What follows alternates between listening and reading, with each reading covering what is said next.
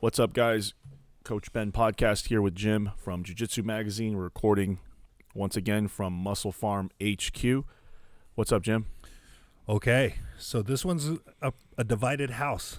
The topic we're going to talk about today is the traditions of not washing your belt. Does it hold much value in the dojo, in the dojang, in the academy, the gym, whatever you want to call it? What's your take on this, Coach? All right. So thanks, Jim. I want to kind of create some classifications for since we're going to be talking about traditions quite a bit in the upcoming episodes. And if anybody has any additional traditions, especially of this type, please just comment below or just send me an Instagram message or something like that. But basically, I consider traditions to be either like something that's folklore, something that's to do with respect, and then the last would be like a cult tradition, right? So folklore based, respect based, and then more culty based, right? So I can't think of many others, but not washing your belt is like one of the few folklore traditions we have in jiu-jitsu, right? And my general take on any type of tradition is that traditions can be harmful or toxic, or they can be harmless, right? So bowing, for example, to me is a harmless respect thing. I don't mind it. We'll talk about that later in another episode. But not washing your belt, so the idea for anybody that doesn't know this is, why don't you describe it, Jim? Why do we not wash our belt in jiu-jitsu? Why are we told that? So the folklore, the superstition, whatever you want to call it, is based off of the old traditions of, when a student would come to a master, they would tie their uniform using a belt. And the idea was that they never washed the belt. And the older or the more time they put into their practice, the belt got darker to where it would get so dirty, it turned black. So that's the general folklore, that you don't wash that belt. You keep working until you get so much grime, so much work, sweat, whatever you want to call it, to make that belt turn black. That's one of the theories I've heard, at least. And this whole idea that if you wash your belt, it's a sign of disrespect. It's a sign of, losing knowledge, I guess. I mean, that's how some people look at it. Right. So, yeah, that's what I've heard, too. That's the things that I've heard in the past is if you wash your belt, you're going to lose all your skill because all your skill is tied up into the belt. That's your source of power. So those of you guys that know me, that know my scientific approach, you're going to know what I'm going to say. So let's just get into it, right? So this is one of the traditions that I think are not only toxic and harmful, it is dangerous, and it's disrespectful to your other training partners. Yeah, ironically, right? Yeah, it's very disrespectful because first let's just handle some of the folklore, right? Mm-hmm. So the folklore goes, if you wash your belt, you're going to lose all of your skill, or you're going to be, that's what I've heard. You're going to lose all your skill. Let's just play with that for a second, right? Why? Right? Why? So if your instructor says, hey, never wash your belt because you're going to lose all your skill, or just your instructor says, never wash your belt, right? And then you say, why? And then your instructor says, because you're going to lose all your skill. And then you ask why. If the conversation ends right there, which it definitely should, then then don't listen, right? Wash your damn belt, And if you're in a place where you're not allowed to wash your belt, I'm going to be honest with you, you probably should leave, because the worst I've ever seen is there was an academy that I remember that they wouldn't let you wash the belt. It was a friend of mine training the academy. They wouldn't let you wash the belt. Like if they saw that you washed your belt, you would be like disciplined. Oh, right? Wow. Now that is the extreme, right? That's even worse than just, you kind of secretly not washing your belt, right? That everybody's not washing the belt, but just secretly not washing your belt is dangerous to me, and I don't allow that in my academy.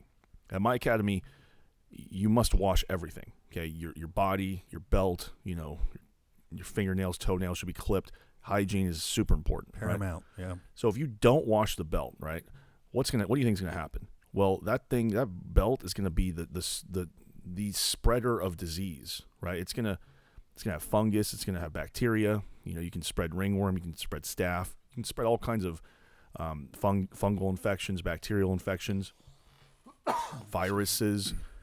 So just from a hygiene standpoint, if you don't wash your belt, you're going to train less. So technically, or your training partner's going to train less because you're going to all get sick. So technically, not washing your belt actually makes you worse, right? Yeah, there you go. I mean, it could literally jeopardize your mat time. Yeah. And if you're not on the mats outside of an injury or anything, what are you doing? You're kind of losing ground on getting your reps in, getting philosophies in, strategies, tactics, and muscle memory of drilling. You're losing time on the mat. So ironically, all of the reasons they tell you to are traditionally, you know, not wash your belt, it actually happens if you don't wash your belt, right? Practically, washing your belt is actually better for your skill development than not washing your belt, right? Because of what we just described. You're going to get your training partner sick with all kinds of infections because you're spreading it. And if they do the same to you, then you're going to be the same. You're going to have less time to train.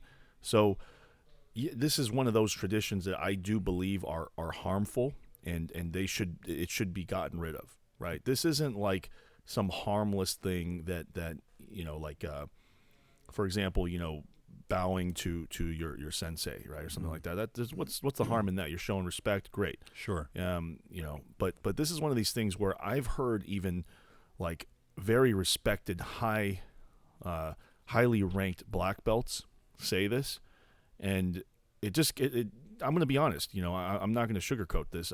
It makes me cringe. It makes me doubt their critical thinking ability, and it makes me doubt their intelligence, to be honest, right? If you look, you can have certain beliefs that aren't rooted in science, right? Like faith, for example, is religion. These types of things.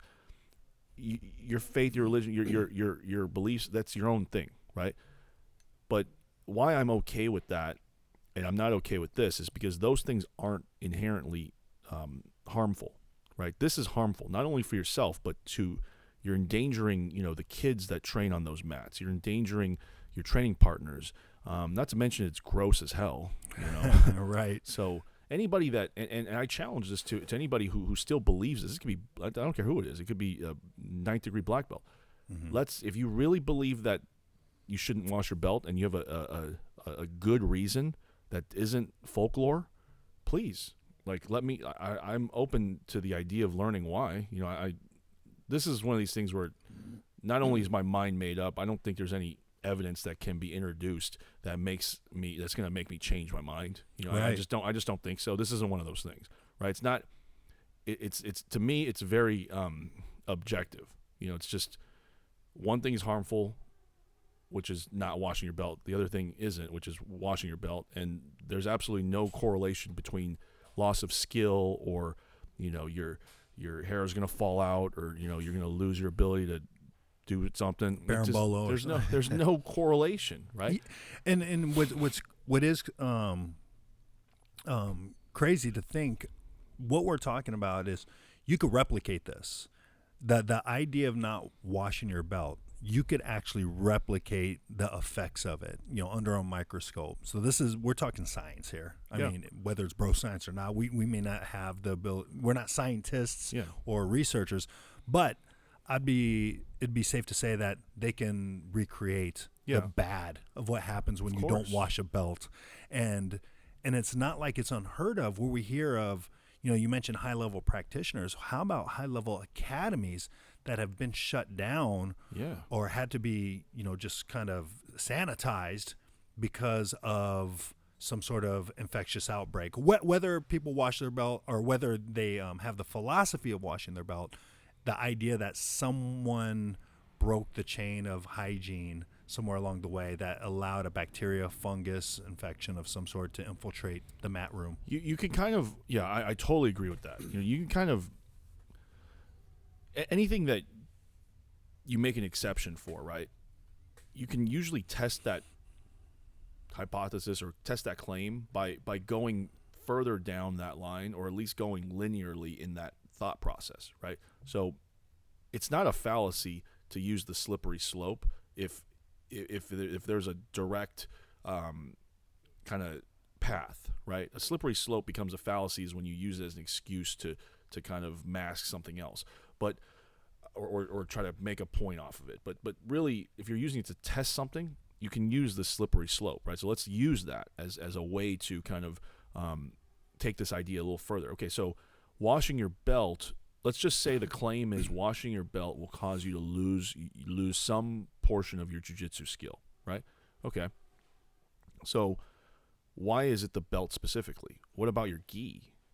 What if you don't wash your gi? Then maybe you can even retain more skill, right? Why don't we take that one more step further? Yeah. And why don't we just not wash ourselves either? Right?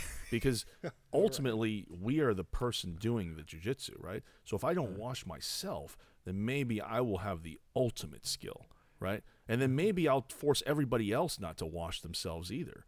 You see how this can go real quick into ridiculousness? Yeah, and for you no gi that example. Right, and for you no gi outfits out there who just train no gi, don't wash your rash guards. Don't wash your underwear. Right? How about that? So you can see how just by using another piece of clothing, right? Forget the belt. The belt's supposed to be special. It's not special. Okay, I'm telling you right now, it's not special. I'm a black belt. Jim's a black belt. Nothing special about the belt. Okay, people should show you respect in their own way, just like you should show them respect because of your belt. But your belt does not give you powers. Washing your belt does not cause you to lose your powers. And more importantly, telling other people to not wash their belt without evidence other than folklore is ridiculous. And I don't really care if it's a 90-year-old red belt that's telling me to do that. Some of the most my grandmother is one of the oldest people probably in the world, right? She believes that if you drink cold water with food, that it will cause stomach cancer, right? Or ulcers or something like that. The Chinese word for cancer, ulcers, kind of similar. So it's ridiculous, right? It doesn't make any sense. And when you ask why, a lot of times she'll say, well, I read it in the newspaper. Right? Well, that's not evidence. Okay? So a lot of times when you ask these people why, they'll say, oh, well, that's just how it is. Well, that's not an answer. That's how it is. No, that's not how things are going to work, right? You have to have a rhyme or a reason to do things. And the rest of the day, or the rest of the time you think about this, you should just use a system, right? Any kind of method of thinking, apply it to this, and you'll realize it's ridiculous. Use critical thinking, use the scientific method, and you'll understand it's ridiculous. I still am sure there's going to be people out there listening to this that are going to say, well, you know what you're talking about. Maybe I don't, but explain to me why. Explain to me why I'm wrong. Okay, so and again, I have students who have told me they don't wash their belt, and they're just not thinking. That's the truth. The truth is you're just not using your brain. Okay, sorry to break it to you guys. If you believe that and you think it through, you will come to the conclusion that it's ridiculous, and it needs to go. To be honest, it needs to go. All right, if I go to an academy and somebody's belt stinks, I'm gonna sniff around. If everybody's belt stinks, I'm out. I'm leaving. I'm not staying in this academy, right? So yeah, that's it. I think end of the day, wash your belt, please. Wash your belt.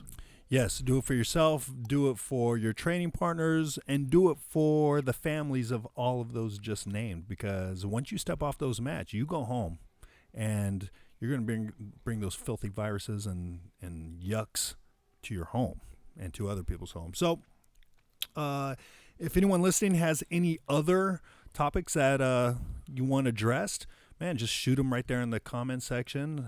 Shoot Ben an email or a direct message on his Instagram at CoachBZ. And we'd love to hear from you guys. Yep. Follow at Muscle Farm. Follow at CoachBZ at Jiu-Jitsu Mag. And that's it. Thank you. Good one, Coach. Thanks. Thanks, Jim.